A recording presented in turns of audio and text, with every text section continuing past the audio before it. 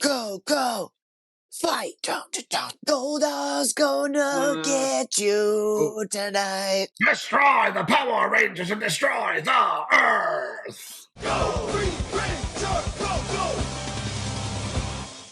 Yo, they milked Ron Wasserman for every ounce of music they could for this season. And it is probably the greatest part because that metal guitar riff that he throws in everything, and it always comes back to that.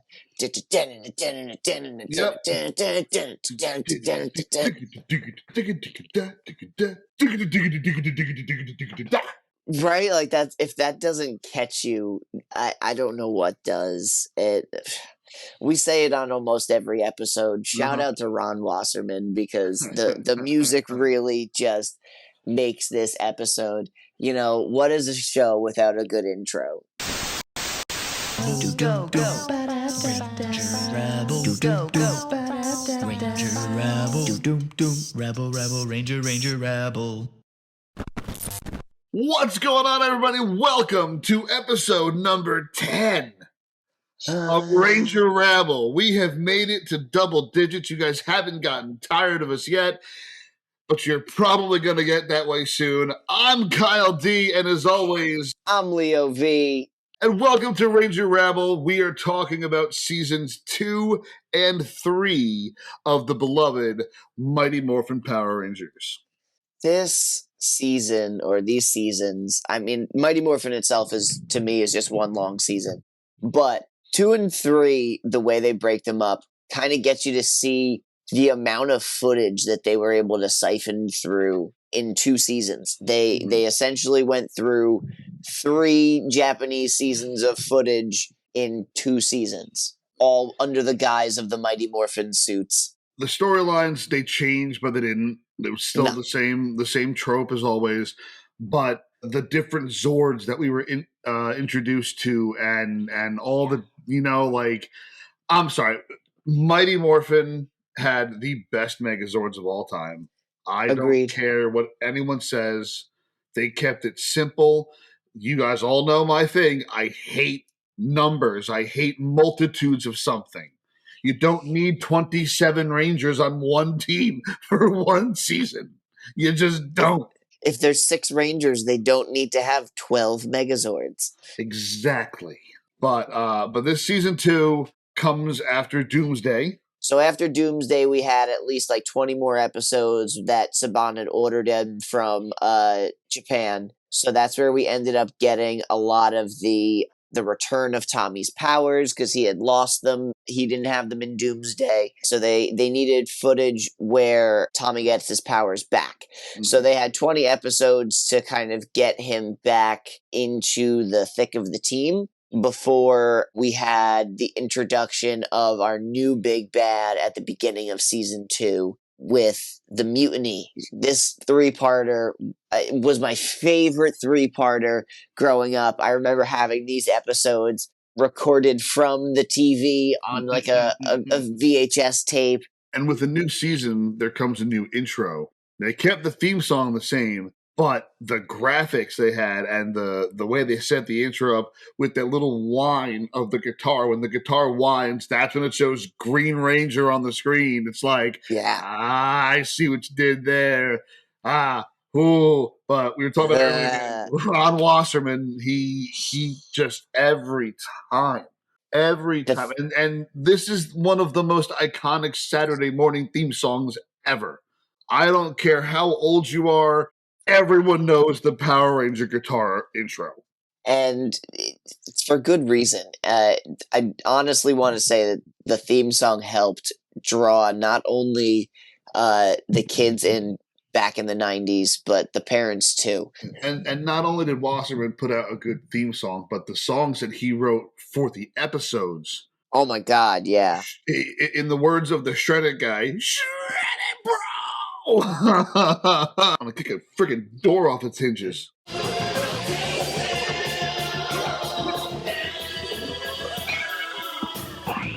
Right? Like if that doesn't amp you up for kicking ass, I don't know what will. But now let's get to the actual season. So this started the beginning of us getting to see a lot more of the Rangers in suit with their helmets off.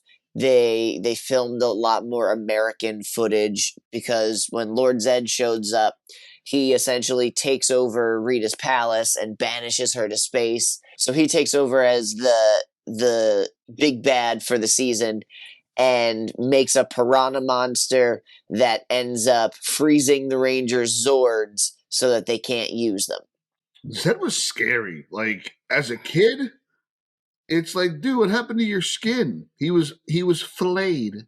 Boom Studios with their comics went into like the backstory of Zedd, and we got to see Zedd before he got fried, and that story was absolutely amazing. If you haven't read it yet, go pick it up from your local store, or maybe I'll do a video on it. You never know. Yeah, please do, because I don't know the backstory of Zed. Oh man! All right, cool. So I'm definitely gonna do a video. Was he ever human? Put it that way. No, he's Eltarian. He's from the same planet as Zordon. This is my surprised face. So we find out that there is Zordon and Alpha had kind of been having this kind of backup plan for Zords since the Rangers can't utilize theirs. They need to get the old Zords back under their control before they can get to the new ones. So we're introduced to the Thunder Zords. They take them outside and show them up in the sky all these like really crazy looking Zords. The Red Dragon, there's a unicorn, a griffin, a lion, and a firebird. 80% sure those are correct. Pterodactyl, Firebird. Yeah, Pterodactyl, Firebird, Thunderzord. So everybody gets new Zords except for Tommy because his power has been in flux for a bit, and they are unsure if his power can handle a new Zord or. There's a simple explanation for that. And that explanation being that the Dragon Zord did not go with the new Sentai footage that they had pulled for this season. So they were unable to combine the Dragon Zord with the Thunder Zords. And the Frankensteining begins. So they eventually get their control of their old Zords, and Zordon uses a little bit of the old Zord's power to power up the new ones, which I always thought was cool because that's why we got to see them transform from like Mastodon to Lion, because they had that power from the old Zords. So that was always a nice little callback as to like, okay, so like they're essentially powered by the old Zords, even though Lord Zedd destroyed them. R.I.P. old Zords. That was a sad episode, man, when the Zords went back to the Earth. You know, like the Zords have been through hell lately. So these ones, I guess needed to rest a little bit. They did their time. Now that we have a new Megazord, we start getting into an interesting thing to look at with the Megazord battles, because the Megazord and the monster are never on screen together. So they're still using bad guys from Zyuranger footage, but they're using Megazord footage from Dairanger, which is where the Thunder Zord is from. So And you know a lot why? of it is like back and forth shots between the two. So you don't actually get to see them ever like colliding, or like the big like 3-person shot we got in Green with Evil with like Big Tommy, Goldar, and Scorpina against the Megazord. And I say this all the time. We were robbed. So robbed. If you guys don't know, Dairanger had totally different suits for season So 2. good. They're Like so cool. these suits were so freaking gorgeous. And we wouldn't see them on screen until Super Mega Force. I Yes. think they put them on for like 2 minutes. But man, oh god, if they Yeah. whenever they had to, even if they started off in the Mighty Morphin suits, and then when they wanted Thunderzord power, they had to transform into those suits. Like that was their Thunder suit, essentially. Oh, Like, that would have been cool. you know what I'm saying? Like when they say we need Thunderzord power, they do this, and it just materializes onto them, and that's their thunder suit to control the Zord. Yeah, because like each one kind of had a bit of a shield, so that would have made sense to kind of give them an extra. And Ooh, the helmets, that would have been fucking bro, cool. the helmets were Right? so perfect. And they were very lucky that the White Ranger looked close enough to the rest of the Mighty Morphin team.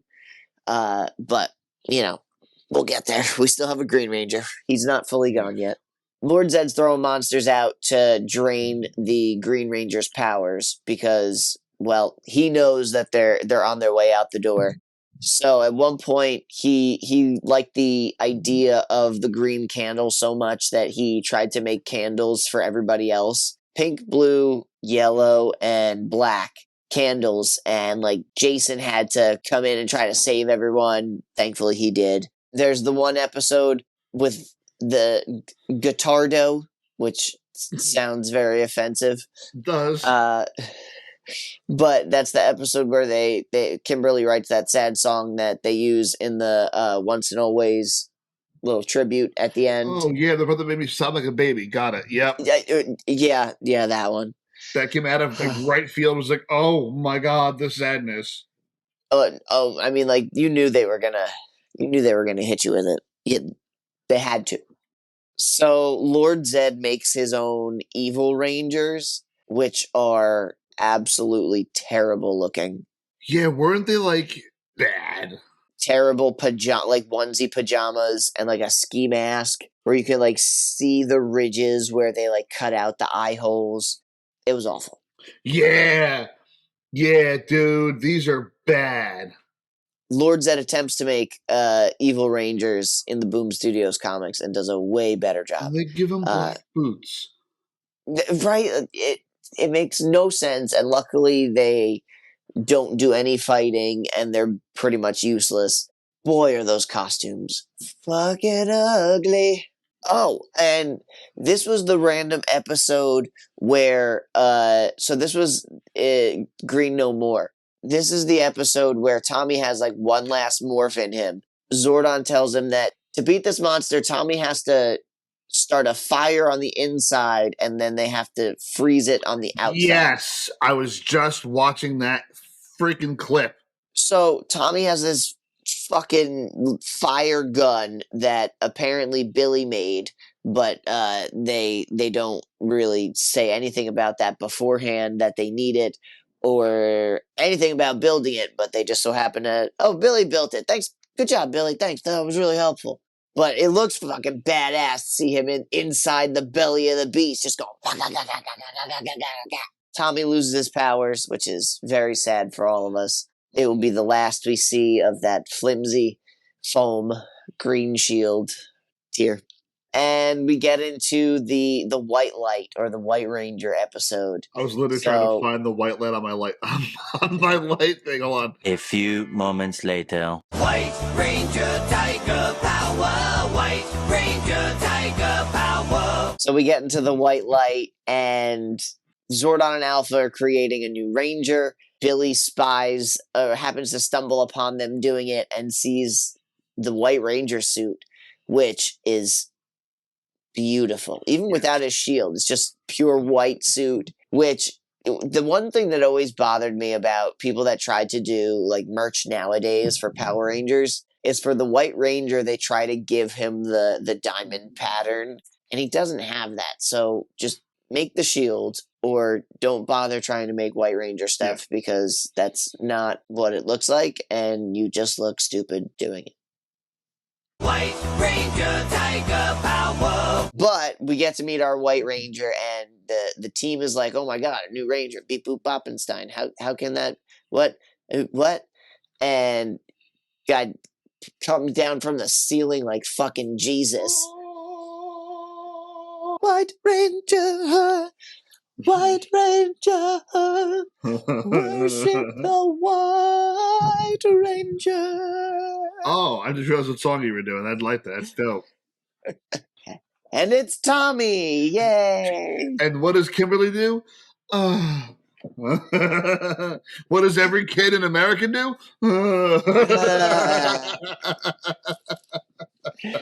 Well, I mean, originally Tommy was not supposed to be the White Ranger. It was going to be somebody completely different. So Brad Hawkins was cast to be the White Ranger, and Tommy was going to go do Cybertron, which would eventually turn into VR Troopers. Saban received so many letters about Tommy not being on the show that they were like, okay, so we'll move Jason David Frank back to Power Rangers and we'll put Brad Hawkins on VR Troopers. Tommy returned to us, and he was given a Zord that can combine with these new Zords. The Tiger Zord was so freaking cool. Bro.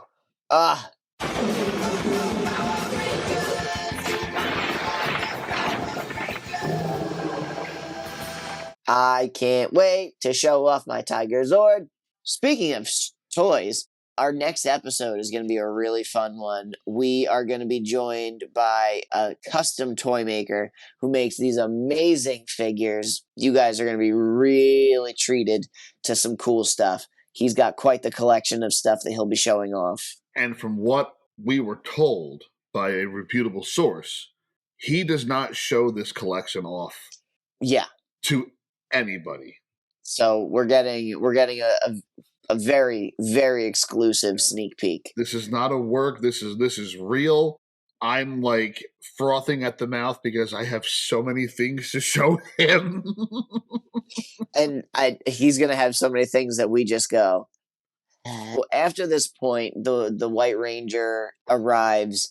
This is where we start to see some differences in some of the voiceovers for a few of our Rangers. The voice for the red, the black, and the yellow Rangers in a lot of instances are different.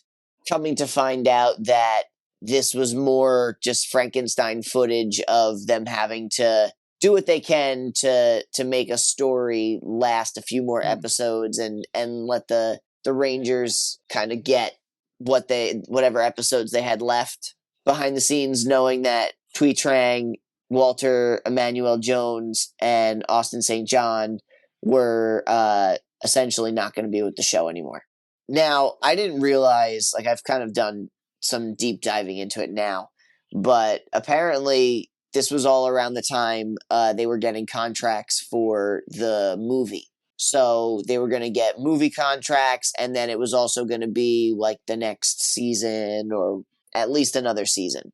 They had kind of looked it over with their lawyers and were asking for more money. And Saban was basically telling them that they were replaceable and that the suits sell the toys and, we don't have to pay you more money. Because the show was a non-union show, which meant that they did not have to follow the set guidelines that union shows do.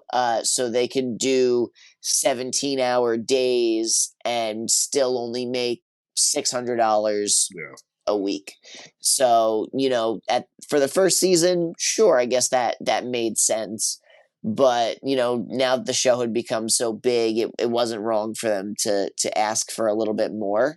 And apparently as a group, they were going to, fight for it. Somewhere there was a split between the six where David Yost, Jason David Frank, and Amy Jo Johnson went along with the new contracts.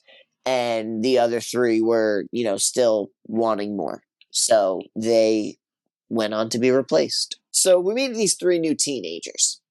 Rocky, Adam, and Aisha, and they save this baby who was in a stroller flying through the park in typical sitcom fashion where they put a GoPro on a baby carriage and go, baby carriage out of control.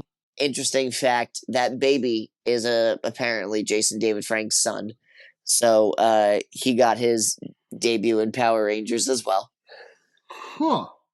And now there's all this fan talk about Jenna Frank becoming the new Green Ranger in I don't know how I feel about that. I understand it, but I don't know how she is as an actress. So to just give somebody a role based on your father's lineage, it does not seem like the smartest move. We'll see eventually when Legend of the White Dragon comes out if what her acting skills are like, because apparently she's in that.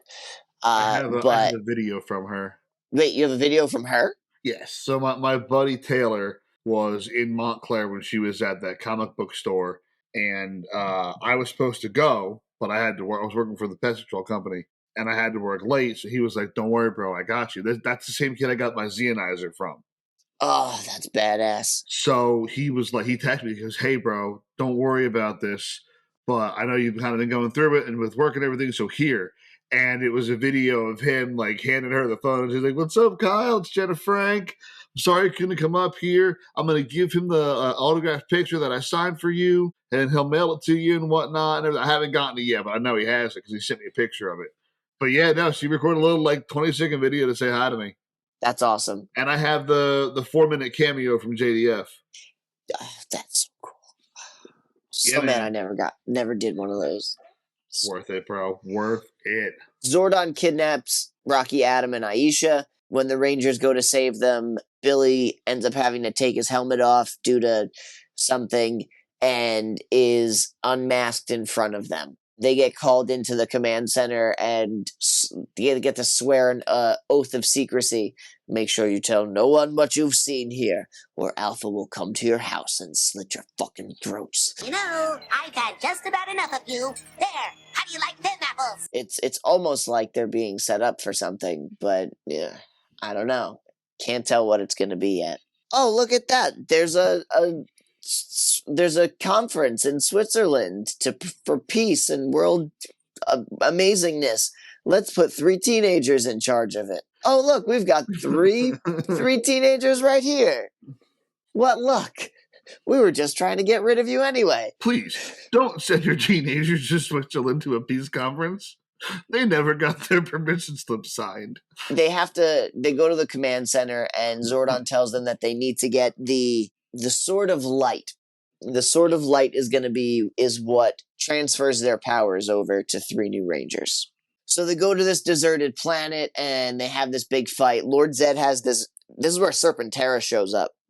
Lord Zedd has this Zord, Serpentera, that is absolutely destructive as all fuck. Just like blowing shit up left and right. He takes it to this deserted planet in an attempt to destroy the Rangers and then go and take over Earth. Basically decimates this planet. And we all think that the sword got destroyed and the Rangers didn't make it out in time. Luckily, they did get the sword and they were able to transfer their powers. The one thing that I always was kind of questionable about with this power transfer, and I don't even like to call it a power transfer because it was a power duplication, because they never took the original Rangers out of their suits to begin with. So Tommy holds up the sword, and then you've got Jason, Zach, and Trini, who have pretty much just been in suit this whole time. And then Rocky, Adam, and Aisha on the other side. And then all of a sudden, there's 2 Yellow Rangers, 2 Black Rangers, 2 Red Rangers, all in the command center. I'm sorry, is that a transfer or is that a duplication?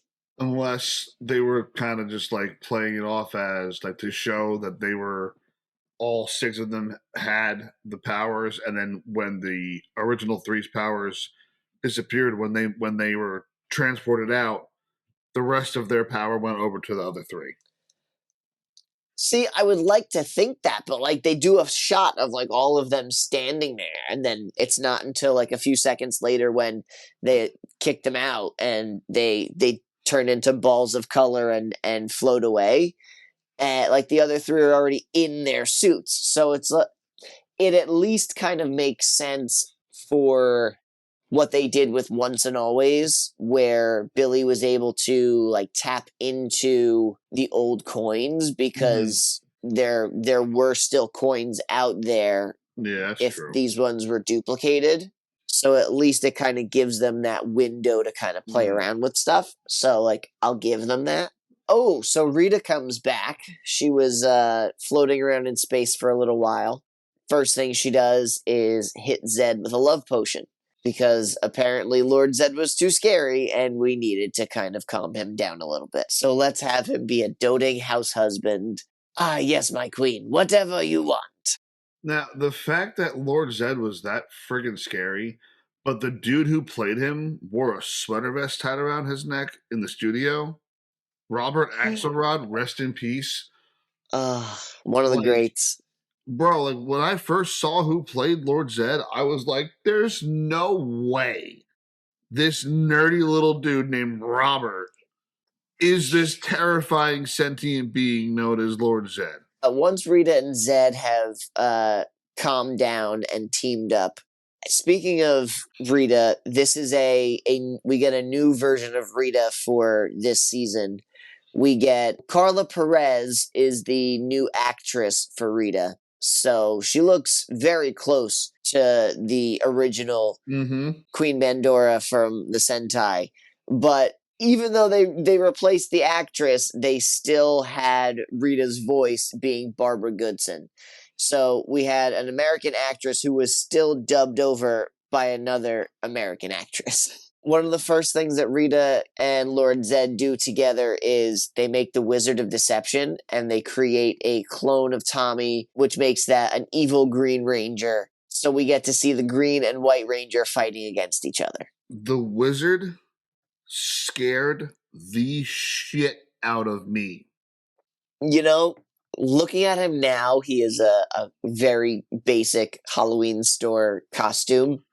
But back then, that glowing face and the terrible like hair flowing off the back of it. Oh man, he was terrifying. Dude, yeah, as a kid, I was like, I don't like that.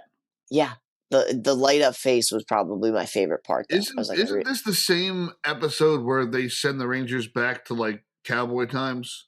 The Rangers go back in cowboy times twice, but this is the first time it happens. Yes. Yeah, that was stupid. You know, they sent them back to the 1700s, and so there was no command center or power coins or anything, so they couldn't morph. They had to fight these giant rats, which were apparently supposed to be in the movie. Those were originally going to be used, but thankfully they did not use those because I can't think of a story how giant rats would be a villain to fight. The Tengu Warriors were wild. Bro, we're going to get there. The Green Ranger eventually gets talked into being good because Tommy's like, if you're a clone of me, then you have the potential for good, just like I had the potential for evil. So you must be good inside. And they made him good. And then he stayed back in the 1700s somehow. Magic. Didn't they make him with the clippings of Tommy's hair? Yep. The wizard give him a little haircut. Yeah. Then we get into our first ever Power Rangers crossover. Yes, the Masked Rider.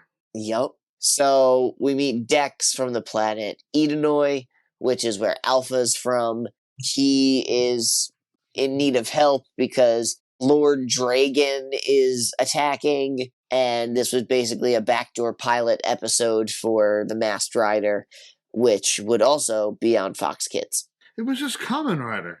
Yes, it was. They wanted to do the exact same thing they were doing with Power Rangers with Kamen Rider.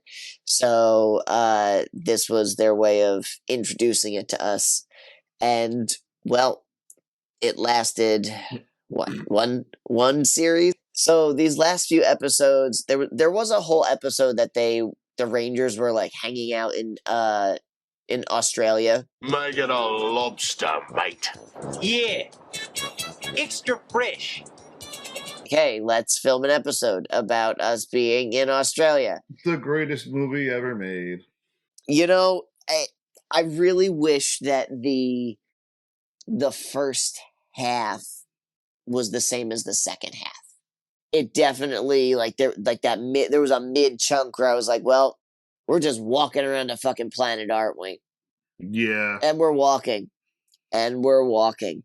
And just when you think he's gonna stop, He kept walking. So Lord of the Rings, got it. Lord of the Rings. Once the movie was done, they decided instead of letting the movie be its own entry to the third season, they were gonna make 3 episodes that were also gonna lead them into the next season. There's a simple explanation for that. And this is where we get the Ninja Rangers. We got Ninja! Rito Revolto shows up, which is Rita's brother. Must be like a stepbrother or a half brother because they don't have the same last name. Repulsa and Revolto. I thought it was Rito Repulso. Revolto. No, it is her brother. They established that it is her brother, but yeah. Master Violence, get him busy. Yeah, he wasn't master. Never mind, not going there. Rito destroys the Thunder Zords. He decapitates it. They fall to pieces. Literally just clunks and junks and like bloops and heads. And I'm like, like a jack-in-the-box of explosions. I was like just starting to get to like that Megazord. The tiger matched with it so nicely, and everything was so pretty. And now we got no power again. Uh-oh, we're in trouble.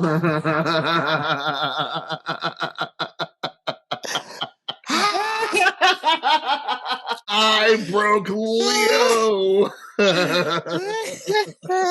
So the Rangers go off to find a new powers, and they end up finding Ninjor. And in the process of this, they're being chased by the Tengu warriors, which hatched out of an egg and are these like flying birds from the movie. They're dope. The Z Putties were a nice changeover, but they were really only powerful until you hit them in the bullseye, and then it was like, all right, cool. I'll tell you this: the Megazord for this season is definitely not one of my favorites. Oh yeah, I agree. The one with the bear and the wolf, and so they find Ninjor. They get their new powers, which are their animal spirits. So we've got an ape, a wolf, a frog, a bear, a crane, and a falcon. I'm a frog. Yes, a frog. Like the one you kissed. To get a handsome prince. I love Dulcea. Oh boy. All right, not Mariska Hargitay. Throughout this process, Bulk and Skull start their new journey on becoming junior police officers. We completely forgot Bulk and Skull. You know, Cue the theme song.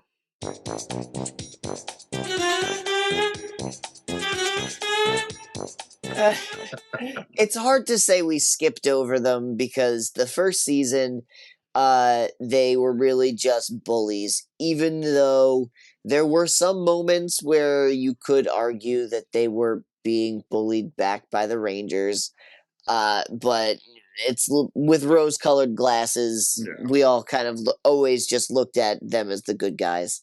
The second season, their identity was mostly trying to just figure out who the Power Rangers were. Mm-hmm.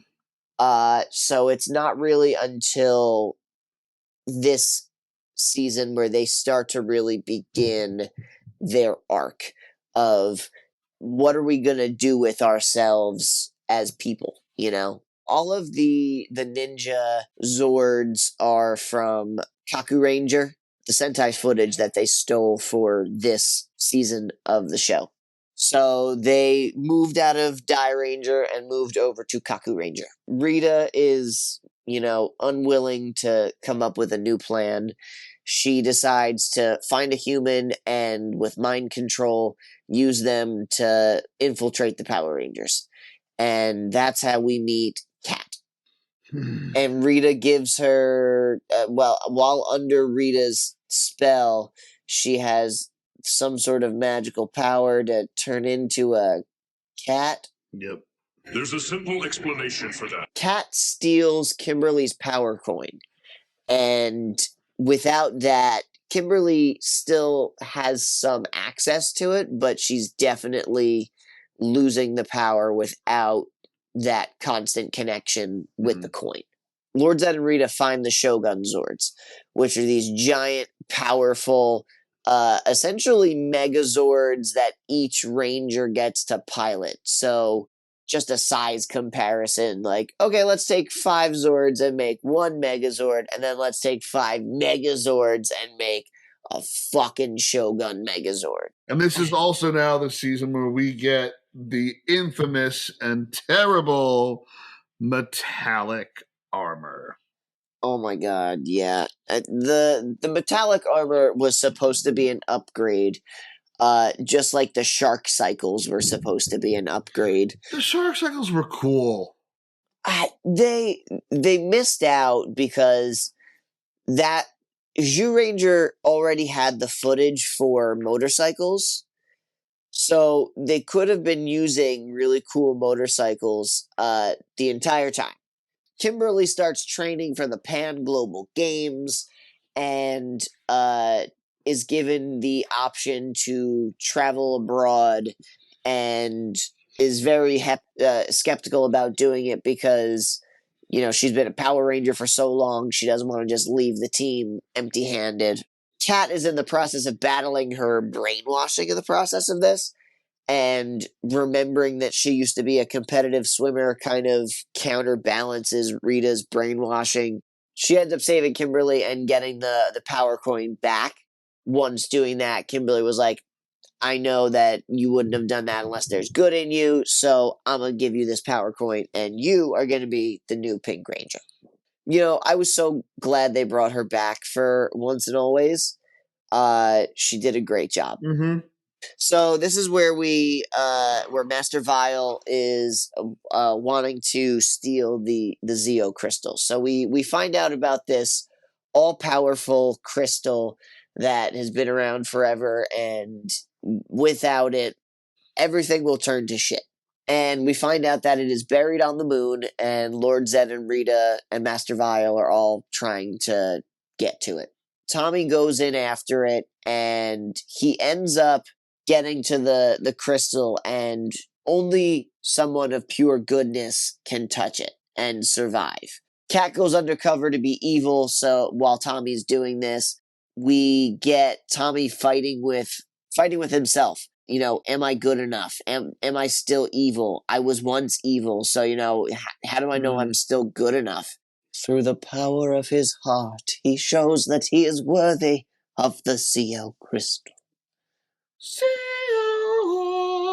The Rangers get it and then decide that it's too powerful to be left unattended, so they split it up into pieces and scatter it through time so that no one, not even themselves, will know where to get them. Master Vile uses the Orb of Doom to reverse the Earth so that everybody turns into kids again. I don't know why they keep turning the Rangers into kids, but they do.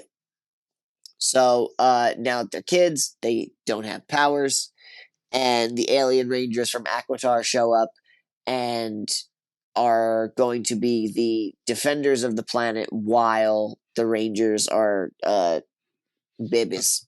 So Billy makes a device that can turn them all back to being big again, and in the process of that, only gets to turn himself big because Lord Zed, Rita, and Goldar attack and somehow get their power coins and destroy them. And they turn to ash in front of them, and their powers are absolutely smushed. So we find out from Zordon that they now have to go and get all the pieces of the Zeo Crystal back. But how do they know where it is? Nobody was supposed to know where that. There's a simple explanation for that. They go and they get their individual pieces of the Zeo Crystal, and in the process of that, Aisha meets Tanya and switch places with her, and Tanya comes back to be the next Power Ranger.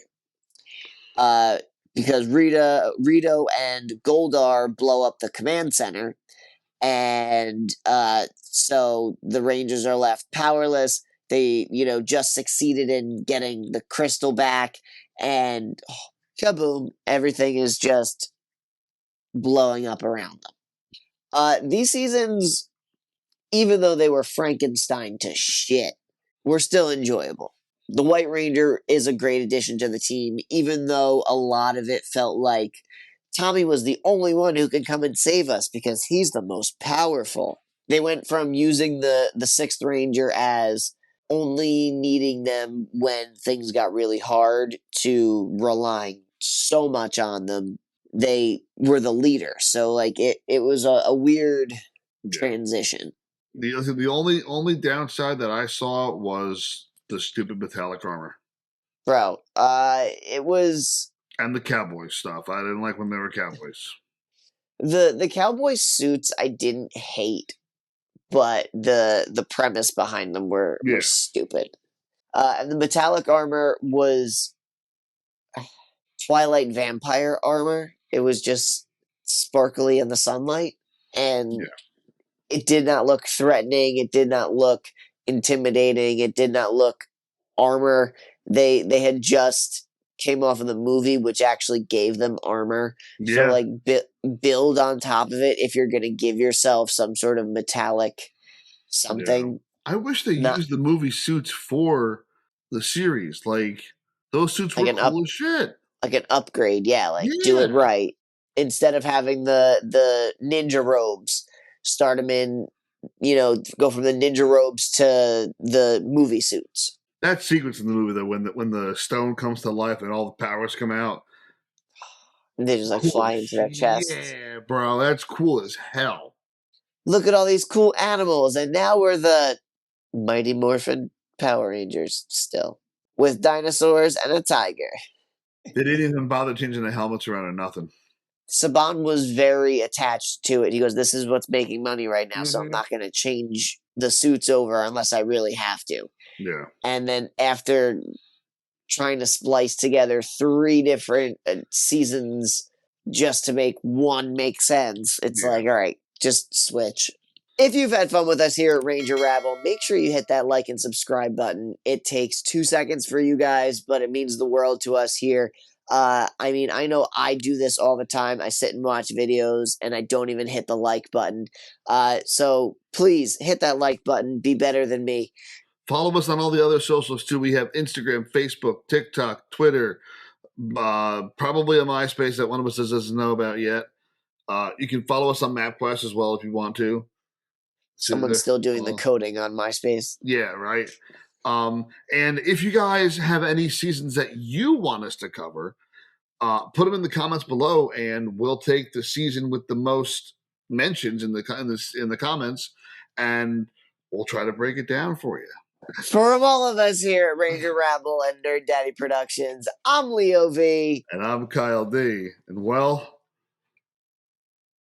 it's Morphin Time! Dragon Zord!